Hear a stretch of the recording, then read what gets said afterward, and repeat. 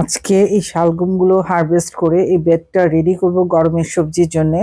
Hello my lovely viewers, আসসালামু আলাইকুম। কাশিবে ছাদ বাগানের পক্ষ থেকে সবাইকে অভিনন্দন। আশা করি সবাই ভালো আছে। আমারই মতো ফুল ফল এবং সবজির গাছ লাগাচ্ছেন। এই বেডে আমি শালগম চাষ করেছিলাম, আপনারা সবাই দেখেছেন। আমার ভিউয়ার্স বন্ধুরা, শালগমগুলো উঠিয়ে দিলাম কারণ বড্ড দেরি হয়ে যাচ্ছে। শীতের সবজি প্রায় শেষ, গরমের সবজি লাগাতেই হবে কারণ ফেব্রুয়ারি শেষ হয়ে মার্চ প্রায় প্রথম সপ্তাহ অতিক্রান্ত হতে চললো। এর মধ্যে যদি আমি বেডটা রেডি না করে সবজি বীজ না বপন করি, বড্ড দেরি হয়ে যাবে। সেই জন্য সমস্ত উলকপিগুলো আমি তুলিয়ে ফেললাম।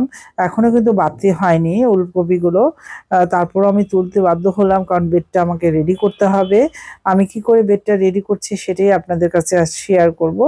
একই নিয়মে আমি শীতের সময় কিভাবে রেডি করেছিলাম, আমার নতুন ভিউয়ার্স বন্ধুরা যারা দেখেননি আজকে পুরো ভিডিওটা দেখবেন। কারণ যেভাবে আমি বেডটা রেডি করব, এইভাবে যদি আপনারা সবাই রেডি করেন তাহলে সবজির গাছে যে অতিরিক্ত সার দিতে হয় লাগানোর পরে, সেটা আর লাগবে না। কারণ সবজির খোসাগুলো ধীরে ধীরে পচে সারে পরিণত হবে।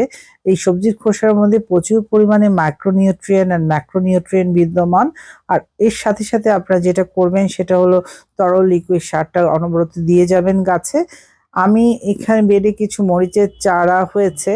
এটা মরিচ গাছ থেকে বীজ ফেলে অটোমেটিক হয়ে গেছে, আমি লাগাইনি, তো এই জন্য আমি চারাগুলো নষ্ট করলাম না। ওখান থেকে আলতোভাবে মাটি সহ চারাগুলো উঠিয়ে নিয়ে আমি এই একটা বালতিতে, যেখানে আমার ফাঁকা একটা বালতি আছে সেই বালতিতে আমি রেখে দিলাম।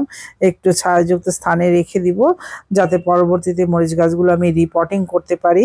কারণ এত ছোট ছোট চারা চারা দেখে মায়া লাগে, এগুলো যেন নষ্ট না হয়। হোক সেটা অটোমেটিক গাছ থেকে বীজ পড়ে সেটা হয়েছে, তারপরও তো মরিচের চারা কেন ফেলবো আমি। সেই জন্যেই চারাগুলো মাটি সহ আলগোভাবে তুলে একটা বালতিতে আমি পুঁতে রাখলাম। পরবর্তীতে সুবিধা মতো রিপোর্টিং করা যাবে। এখন আমি বেডটা কি করে রেডি করছি সেটাই আপনাদের সাথে শেয়ার করব। সেই জিনিসটা আপনারা দেখতে থাকুন, পুরোটা দেখার অনুরোধ রইল। না টেনে পুরোটা দেখবেন, এটা আমার ভিউয়ার্স বন্ধুদের কাছে বিশেষ অনুরোধ। এই তো এই বালতিতে আমি চারাগুলো সুন্দর করে রিপোর্টিং করে রাখলাম। নতুন করে যখন একটু বড় হবে তারপর আমি এটা পটে স্থানান্তরিত করব। কিভাবে করছি সেটাও শেয়ার করব আপনাদের সাথে। এখন বেডটা রেডি করা দেখি, চলুন। প্রথমেই যে কাজটা করছি, মাটিগুলো সুন্দরভাবে আলগা করে ঝুরঝুরে করে নিতে হবে। তারপর মাঝ বরাবর সুন্দর করে একটা গর্ত করতে হবে, যে মাটিগুলো সুন্দর করে দুই পাশ দিয়ে আমি সরিয়ে দিব। আপনি দেখেন কি করে করছি, এই যে আলতোভাবে নিড়ানি দিচ্ছি। পুরনো গাছের যত শিকড় আছে সেই শিকড়গুলো বেছে আমি ফেলে দিচ্ছি, কারণ শিকড় সহজে পচে না, সেগুলো না রাখাই ভালো। সেই জন্য আমি সমস্ত মাটিগুলো নিড়িয়ে আলগা শিকড়গুলো যেগুলো ছিল পুরনো গাছে সেগুলো আমি সব সরে ফেললাম। ফেলে এখন সুন্দরভাবে দেখুন গর্তটা কি সুন্দর চমৎকার হয়েছে। এই গর্তে আমি কি কি দিব সেটা আপনারা এখন লক্ষ্য করুন। এই যত জমানো সবজি ছিল আমার কিচেনে, সবগুলো আমি একটা পলিথিনে প্রতিদিন একটা আলাদা আলাদা করে রাখি, তাহলে ডিকম্পোজ হতে সুবিধা হয়। এই জন্য আমি প্রতিটা পলিথিনে আলাদা আলাদা করে রেখেছি। এটা গতকালকের সবজি। কিছু পেঁয়াজের খোসা দিয়ে দিলাম। এই তো পেঁয়াজের খোসা ঢালা হলো। এখন যেটা যাবে, এটা হচ্ছে দুদিন আগের সবজি, পলিথিনে ছিল, সেটা আমি দিয়ে দিলাম। দেখুন কি চমৎকার দেখাচ্ছে সূর্যের আলোতে।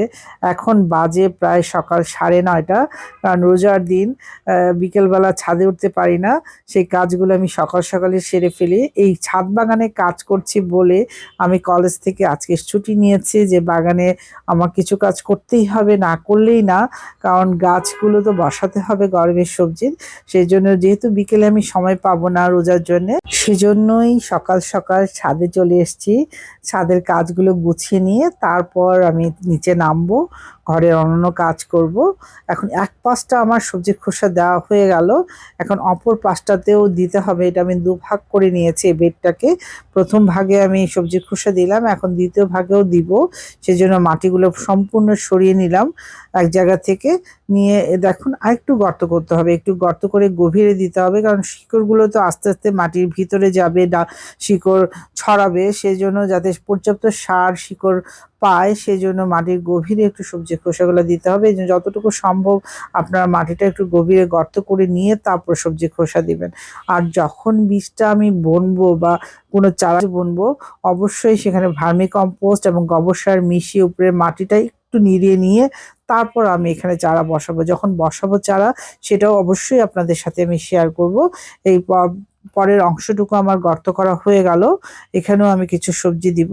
ওই প্রথম দিনের সবজি, তারপর ডিকম্পোজ সবজি, পেঁয়াজের খোসা একইভাবে আমি দিয়ে যাব। এটা হচ্ছে গতকালের, এটা আনারসের যেহেতু এখন রমজান, তরমুজ, আনারস এগুলোর খোসা সবার বাড়িতেই রয়েছে। এগুলো গাছের জন্য কিন্তু খুবই ভালো। এই অংশেও আমি কিছু পেঁয়াজের খোসা দিয়ে দিলাম। একইভাবে ২-৫টা যাতে সমানভাবে সার পায়, সেই জন্য সমানভাবেই আমি সবজির খোসাগুলো দিলাম। এখন কিছু ডিকম্পোজড হয়ে যাওয়া কিছু সবজির খোসা আছে, সেটাও দিয়ে দিলাম। আর এই পাশটা আমি কিছু শুকনো পাতা এবং শুকনো কিছু খড়কুটো আছে, সেগুলোও দিব। আপনারা দেখুন, কারণ এই পাশটায় আমি লাগাবো হচ্ছে বরবটি গাছ।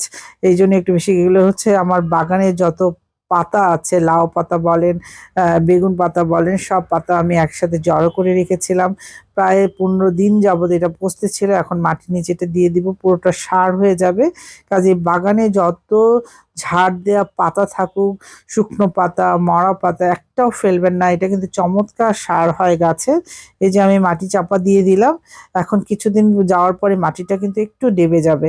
তারপরে আপনি আরেকবার উপরিভাগে সুন্দরভাবে গোবর সার এবং ভার্মি কম্পোস্ট দিয়ে নিড়িয়ে তারপর সবজির বীজ বসান বা যে কোনো চারা বসান। চারাটা কিন্তু সুন্দর গ্রোথ নেবে। তারপর যখন চারাটা গ্রোথ নেওয়া শুরু করবে, তখন তো বিভিন্ন ধাপে ধাপে পরিচর্যা আছেই। যারা আমরা ছাদ বাগানি আছি আমরা প্রত্যেকে জানি। তবু আমি কিভাবে করি সেটা আপনাদের সাথে শেয়ার আমি অবশ্যই করব পরবর্তী কোনো ভিডিওতে। আমার বেডটা কিন্তু রেডি হয়ে গেল আপনাদের সাথে কথা বলতে বলতে। এখন আরেক পাশে যে কাজটা করছি, রসুনের খোসা কিছু শুকিয়ে নিয়ে ঝুরঝুরে করে রাখছি। এই যে মাটিগুলো দেখছেন, এটা এটা প্রায় ২ দিন যাবত এভাবে রোদে আমি ঝুরঝুরে করে শুকিয়ে নিব।